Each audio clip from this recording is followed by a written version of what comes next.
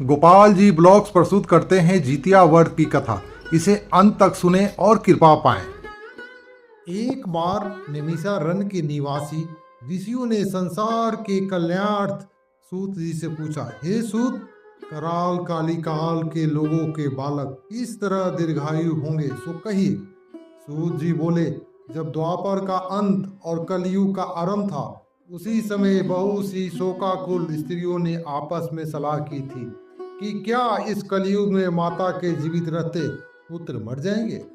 जब वे आपस में कुछ निर्णय नहीं कर सकी, तब गौतम जी के पास पूछने के लिए गई। जब उनके पास पहुंची तो उस समय गौतम जी आनंद के साथ बैठे थे। उनके सामने जाकर उन्होंने मस्तक झुकाकर प्रणाम किया। तदंतर स्त्रियों ने पूछा, हे प्रभु, इस कलयुग के लोगों के पुत्र किस तरह जीवित रहेंगे?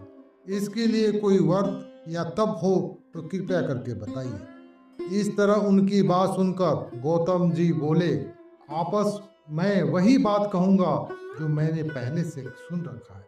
गौतम जी ने कहा, जब महाभारत युद्ध का अंत हो गया और द्रोण पुत्र अश्वत्थामा के द्वारा अपने बेटों को मरा देखकर जब पांडव बड़े दुखी हुए, तो पुत्र के शोक से व्याकुल होकर द्रौपदी अपनी सखियों के साथ ब्राह्मण श्रेष्ठ धौम्य के पास पहुंची।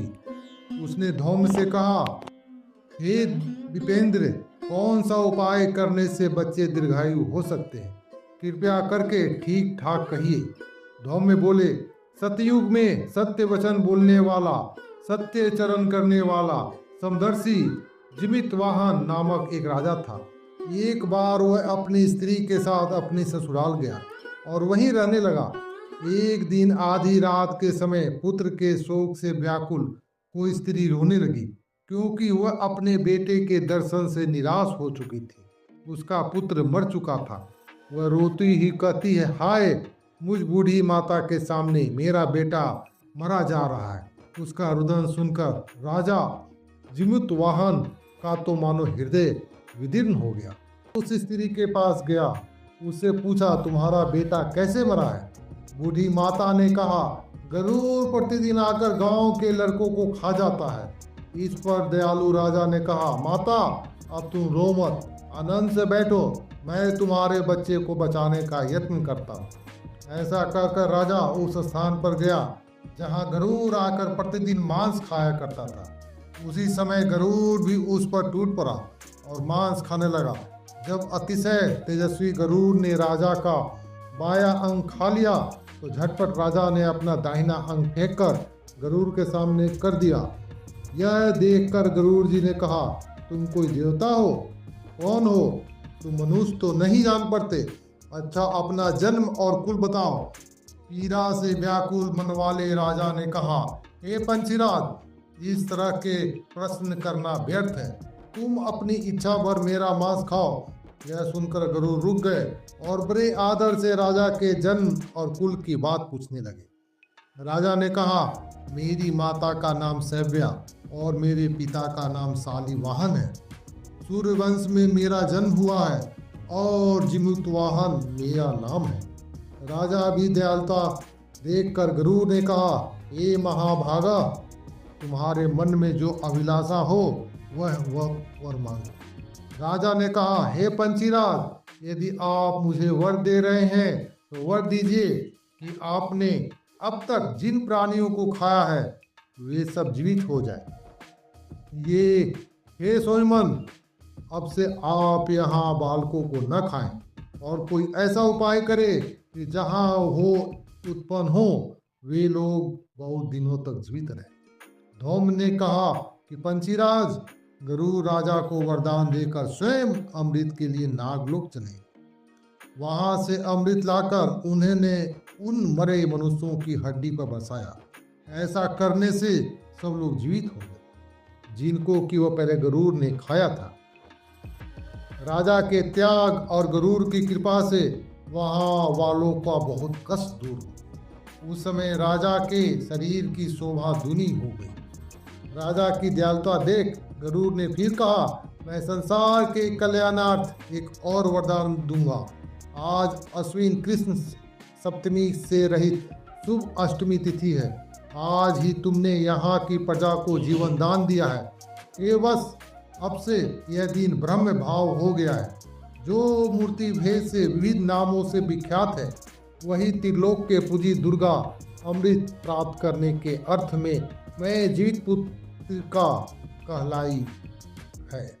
सो इस तिथि को जो स्त्रियां इस जीवित पुत्रिका की और कुश की आकृति बनाकर तुम्हारी पूजा करेगी, तो दिनों दिन उसका सौभाग्य बढ़ेगा और वंश की भी बढ़ती वृद्धि होगी। ये महाभाग, इस विषय में विचार करने की भी आवश्यकता नहीं है। ये राजन, सप्तमी से रहित और उदय तिथि की अष्टमी को व्रत करे, यानी सप्तमी विध अष्टमी जिस दिन हो उस दिन व्रत न कर शुद्ध अष्टमी को व्रत करे और नवमी में पारण करे। यदि इस पर ध्यान न दिया गया हो तो फल नष्ट हो ही जाएगा और सौभाग्य तो अवश्य नष्ट हो जाएगा। जीवित वाहन को इस तरह का वरदान देकर गरुड़ वैकुंठ धाम को चले गए और राजा भी अपनी पत्नी के साथ अपने नगर को वापस चले आए। धौम में द्रौपदी से कहते हैं, हे देवी, मैंने यह अतिशय दुर्लभ व्रत तुमको बताया है। इस व्रत को करने से बच्चे दीर्घायु होते हैं। हे देवी, तुम भी पूर्वोक्त विधि से यह व्रत और दुर्गा जी का पूजन करो तो तुम्हें अभिलषित फल प्राप्त होगा। मुनिराज धौम्य की बात सुनकर द्रौपदी के हृदय में एक प्रकार का कौतूहल उत्पन्न हुआ और पुरनवासिनी स्त्रियों को बुलाकर उनके साथ यह उत्तम व्रत किया। गौतम ने कहा, यह व्रत और उसके प्रभाव को किसी एक चील ने सुन लिया और अपनी सखी सिहारिन को बताया। उसके बाद पीपल वृक्ष की शाखा पर बैठकर उस चील ने और उस वृक्ष के खोते में बैठकर सिहारिन ने भी व्रत किया। फिर वही चील किसी उत्तम ब्राह्मण के मुंह से यह कथा सुन आई थी और पीपल के खोते में बैठी हुई अपनी सखी को सुनाया। सियारी ने आधी कथा सुनी थी कि उसे भूख लग गई और वह उसी समय 100 से भरे शमशान में पहुंची। वहां उसने इच्छा भर मांस का भोजन किया और चिली बिना कुछ खाए पिए रह गई और सवेरा हो गया। सवेरे वह गौशाले में गई और वहां गौ का दूध पिया। इस तरह नवमी को उसने पारण किया। कुछ दिनों बाद वे दोनों मर गई और अयोध्या में किसी धनी व्यापारी के घर में जन्मी। संयोग से उन दोनों का जन्म एक ही घर में हुआ, जिसमें सियारिन ज्येष्ठ हुई और चिल्ली छोटी।